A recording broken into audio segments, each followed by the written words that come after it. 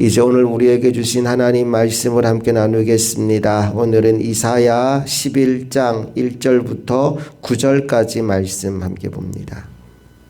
이새 줄기에서 한 싹이 나며 그 뿌리에서 한 가지가 나서 결실할 것이요 그의 위에 여호와의 영 곧 지혜와 총명의 영이요 모략과 재능의 영이요 지식과 여호와를 경외하는 영이 강림하시리니 그가 여호와를 경외함으로 즐거움을 삼을 것이며 그의 눈에 보이는 대로 심판하지 아니하며 그의 귀에 들리는 대로 판단하지 아니하며 공의로 가난한 자를 심판하며 정직으로 세상의 겸손한 자를 판단할 것이며 그의 입에 막대기로 세상을 치며 그의 입술의 기운으로 악인을 죽일 것이며 공의로 그의 허리띠를 삼으며 성실로 그의 몸의 띠를 삼으리라.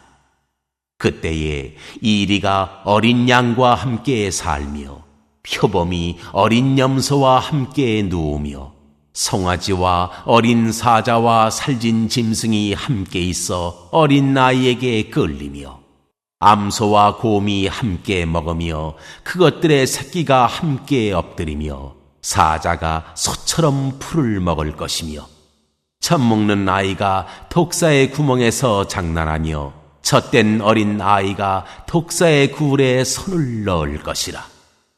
내 거룩한 산 모든 곳에서 해됨도 없고 상함도 없을 것이니 이는 물이 바다를 덮음같이 여호와를 아는 지식이 세상에 충만할 것임이니라.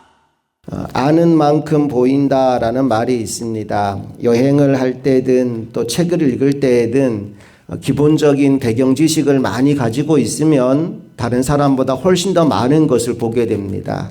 오늘 우리가 함께 읽은 이사야서 11장 말씀은 장차 오실 메시아 그리고 하나님이 우리에게 선물로 주시고 싶은 평화의 나라에 대한 이야기가 담겨 있는 말씀인데 이 말씀 역시도 아는 만큼 보이게 되는 것 같아요. 1절 말씀을 다시 한번 읽어봅니다. 시작.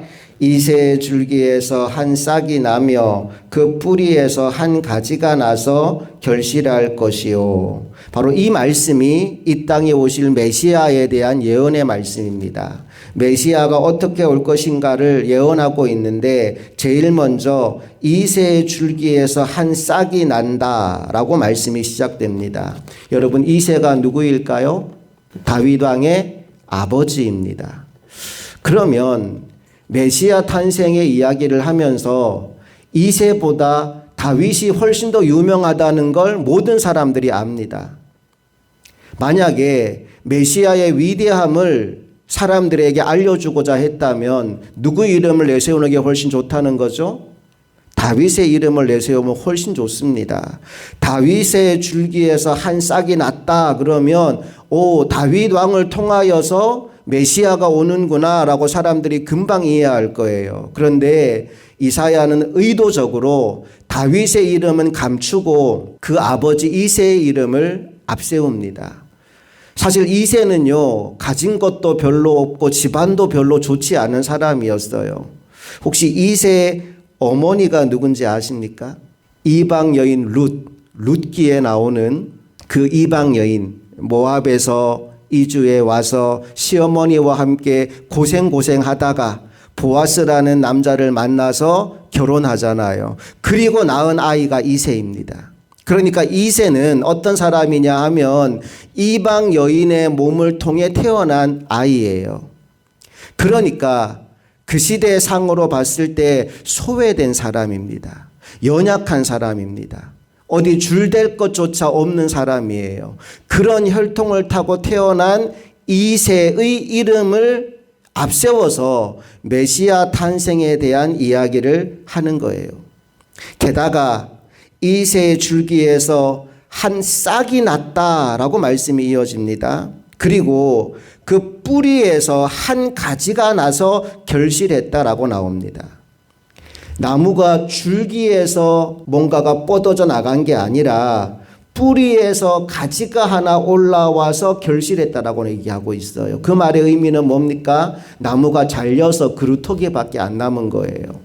그 보잘것없는 나무에서 조그마한 싹이 나고 가지가 하나 올라와서 결실하게 되는데 그가 바로 메시아다라는 이야기를 하고 있는 겁니다. 어떤 의도를 여기에 깔고 있는 거냐 하면 이 땅에 오실 메시아가 초라하고 연약한 모습으로 등장할 것이다 라는 걸 예고하는 말씀이 오늘 본문 11장 1절입니다.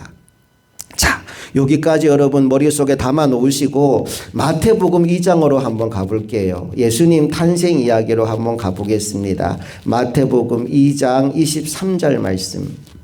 다 같이 시작. 나사렛이란 동네에 가서 사니 이는 선지자로 하신 말씀에 나사렛 사람이라 칭하리라 하심을 이루려 함이로라. 예수님 탄생에 대해서 이제 마태가 기록하면서 예수님이 나사렛에서 사역을 하실 텐데 바로 이것을 선지자가 이미 예언했다. 선지자가 이미 예언하기를 나사렛 사람이라고 칭하리라 한 것이 이제 이루어진 것이다 라고 기록합니다. 자, 그런데 이 나사렛이라는 말에 리을이라고 적혀 있잖아요. 성경책 제일 아래에 리을 가니까 뭐라고 적혀 있어요? 이사야 11장 1절이라고 적혀 있죠. 이사야 11장 1절이라고 적혀 있어요. 제가 아까 아는 만큼 보인다라고 말씀을 드렸잖아요. 마태가 예수님 탄생 이야기를 하면서 예수님은 나사렛이라는 동네에서 사역하실 것이다 라고 옛 선지자가 예언했는데 그 예언이 이루어진 것이다 라고 말합니다. 그리고는 그 근거가 되는 본문으로 제시한 게 이사야서 11장 1절이래요. 다시 돌아와 봅니다.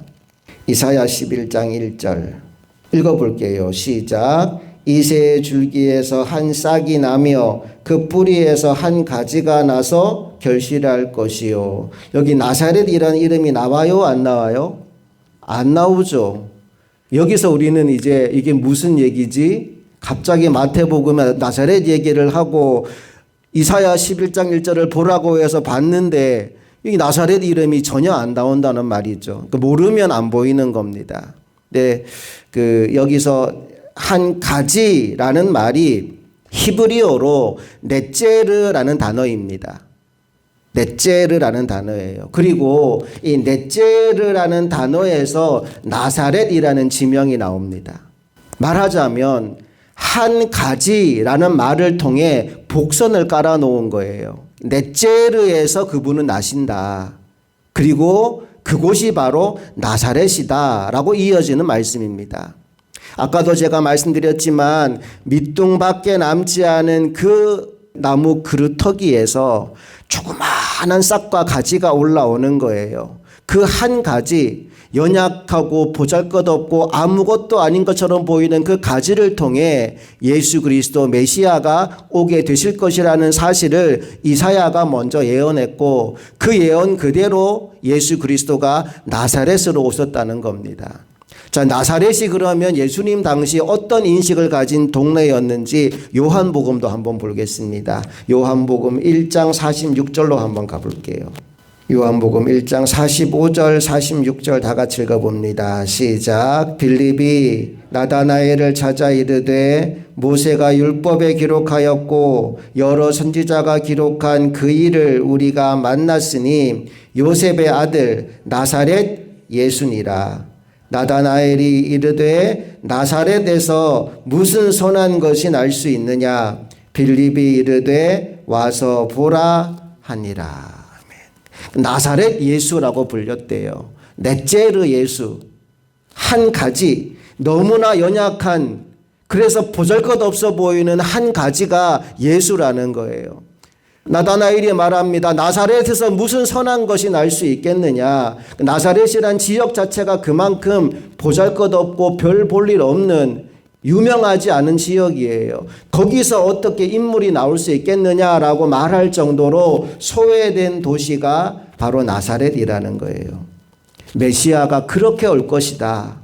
사람들이 다 거기서 어떻게 선한 것이 나올 수 있어 라고 하는 곳, 사실 그렇잖아요. 나무가 잘려버렸다고요.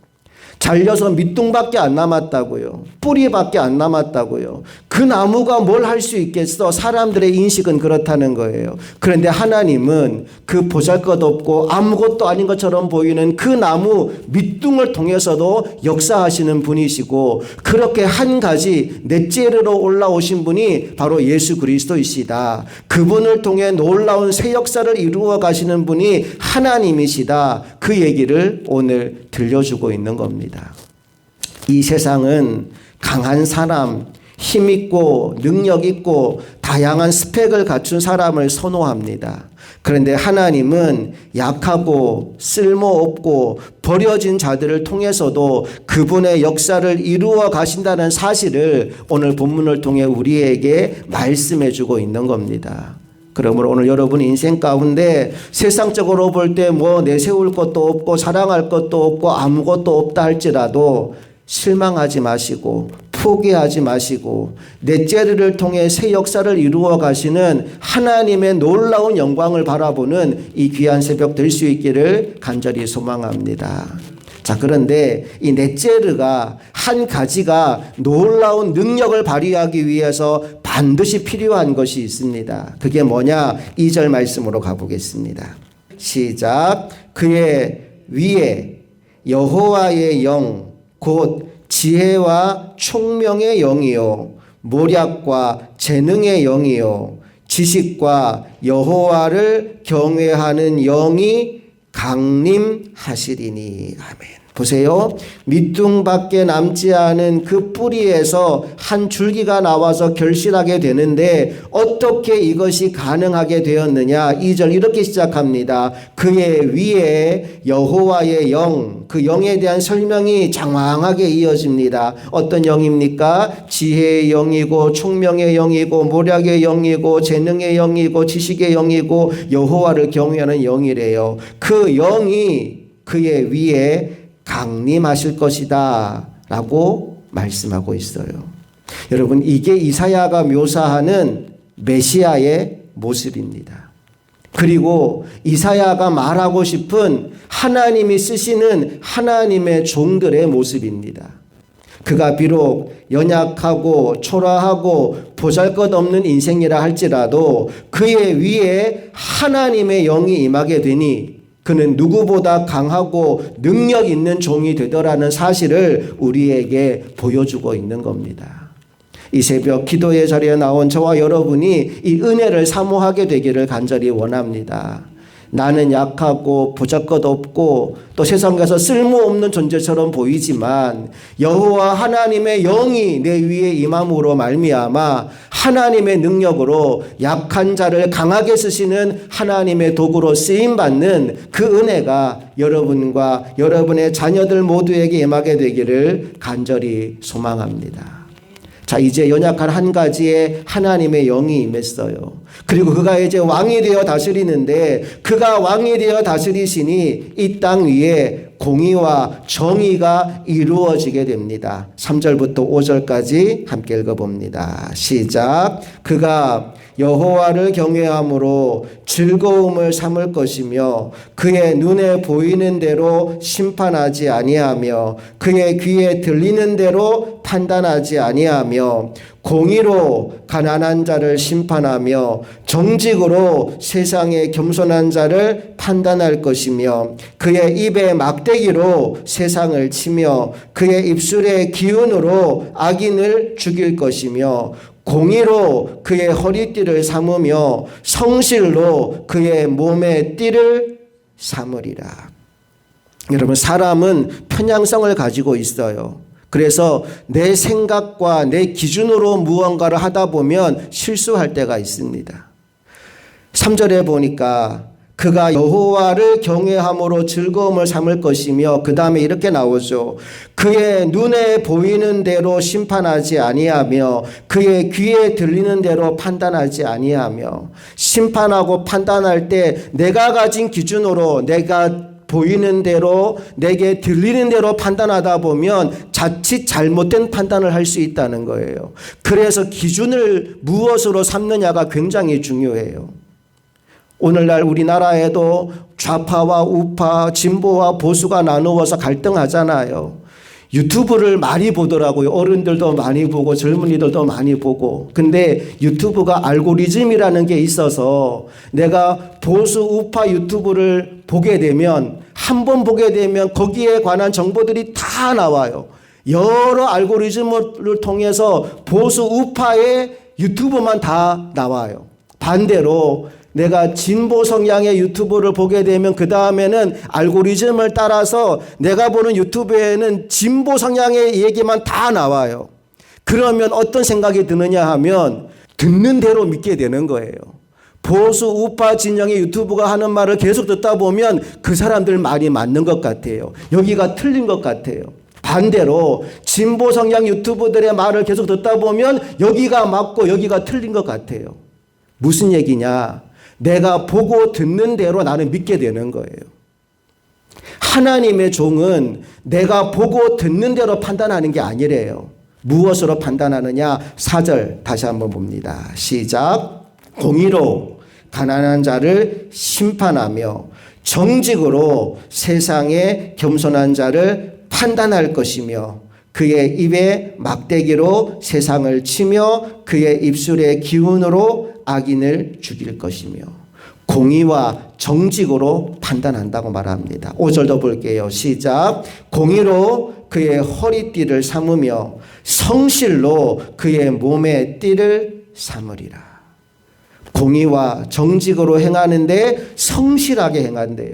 그러니까 나라가 흔들리지 않는 거예요. 좌로 우로 기울어지는 것이 아니라 하나님의 질서, 하나님의 공의가 세워지는 것입니다. 오늘 이 시대에 우리 대한민국에 저는 이 말씀이 필요한 것 같아요. 좌와 우로 나누어서 갈등하는 이 나라에 좌파와 우파가 아니라 하나님의 공의, 하나님의 질서가 세워지게 될 수 있기를 간절히 소망합니다. 특별히 하나님의 공의와 질서가 세워지면 어떤 나라가 이루어지느냐? 6절부터 9절까지는 하나님이 우리에게 주고 싶은 그 나라에 대한 이야기를 들려줍니다. 6절부터 9절까지 다 같이 읽어봅니다. 시작. 그때 이리가 어린 양과 함께 살며 표범이 어린 염소와 함께 누우며 송아지와 어린 사자와 살찐 짐승이 함께 있어 어린 아이에게 끌리며 암소와 곰이 함께 먹으며 그것들의 새끼가 함께 엎드리며 사자가 소처럼 풀을 먹을 것이며 젖먹는 아이가 독사의 구멍에서 장난하며 젖된 어린 아이가 독사의 굴에 손을 넣을 것이라. 내 거룩한 산 모든 곳에서 해됨도 없고 상함도 없을 것이니 이는 물이 바다를 덮음같이 여호와를 아는 지식이 세상에 충만할 것임이니라. 여러분, 이 말씀에서 반복되는 단어가 있어요. 제가 일부러 강조해서 읽었는데 함께라는 단어가 계속 반복됩니다. 6절 다시 보실래요? 그때 이리가 어린 양과 함께 살며. 여러분, 이리와 어린 양은 함께 못 살아요. 그런데 이리와 어린 양이 함께 산대요. 또 표범이 어린 염소와 함께 눕는데요. 송아지와 어린 사자와 살찐 짐승이 함께 있대요. 7절도 말씀 보니까 암소와 곰이 함께 먹고 그것들의 새끼가 함께 엎드린대요. 하나님이 우리에게 선물해 주고 싶은 나라는 이런 나라입니다. 교회 안에서도 요즘에 이 정치적인 분열이 생기니까 좌파는 교회 다니면 안 돼, 좌파는 예수 믿으면 안 돼, 뭐 이런 얘기하는 분들도 계시고, 또 좌파와 우파가 갈등해서 교회 안에서도 분열하는 일이 심심찮게 벌어지는 현장들을 제가 보고 듣게 됩니다. 하나님이 우리에게 선물해 주고 싶은 나라는 그런 나라가 아니래요. 이리와 어린 양이 함께 사는 나라입니다. 표범과 어린 염소가 함께 누워도 되는 나라입니다. 좌파 성향의 사람이든 우파 성향의 사람이든 보수든 진보든 상관없이 모든 사람들이 함께 어울려 함께 즐기는 나라가 하나님의 나라예요. 언제 그 나라가 이루어지느냐? 9절 말씀 다 같이 한 번 더 시작. 내 거룩한 산 모든 곳에서 해됨도 없고 상함도 없을 것이니 이는 물이 바다를 덮음같이 여호와를 아는 지식이 세상에 충만할 것입니다. 하나님을 아는 지식이 가득해지면 그 나라에는 더 이상 해됨도 상함도 없을 것이다. 물고 뜯고 싸우는 일이 없을 것이다. 하나님의 나라, 하나님의 영광이 뒤덮이면 그런 나라가 오게 될 것이다 라고 우리에게 말씀해 주고 있습니다. 나는 저와 여러분이 우리 흥업교회에서 그 나라를 먼저 경험하게 되기를 간절히 소망합니다. 하나님의 말씀과 하나님의 뜻이 어디 있는지를 잘 알아서 하나님이 우리에게 선물해 주고 싶은 그 평화의 나라, 그 기쁨의 나라, 그 행복의 나라를 함께 이루어가는 하나님의 사람들 되었으면 좋겠습니다. 말씀을 정리합니다. 하나님의 역사는 강하고 크고 힘 있는 것을 통해 이루어지지 않습니다. 뿌리밖에 남지 않은, 그루터기밖에 남지 않은 그 연약함 속에 하나님은 한 가지 넷제르가 나오게 하셔서 그 한 가지를 통해 성령의 능력과 은혜와 하나님의 힘을 공급함으로 말미암아 하나님의 나라를 이루어 가게 하십니다. 그 나라는 평화의 나라입니다. 공의와 정의로 나라가 다스려지니 그 땅 위에 다툼과 분열과 분쟁이 없는 하나님의 평화가 이루어지는 나라, 그 나라가 하나님이 우리에게 선물해 주고 싶은 나라입니다. 우리 흥업교회에서 먼저 그 나라를 경험하고 우리에게 선물로 준 이 대한민국이 그런 나라가 될 수 있도록 온 힘을 다해 기도하는 하나님의 종들이 다 되실 수 있기를 주님 이름으로 축복합니다. 함께 기도하시겠습니다. 좋으신 아버지 하나님, 오늘 하나님이 우리에게 선물해 주고 싶은 나라가 어떤 나라인지를 깨닫게 하시니 감사합니다. 좌파와 우파, 보수와 진영으로 갈라져서 분열하는 이 나라 위에 오늘 이사야서의 말씀이 온전히 임하게 하여 주시옵소서.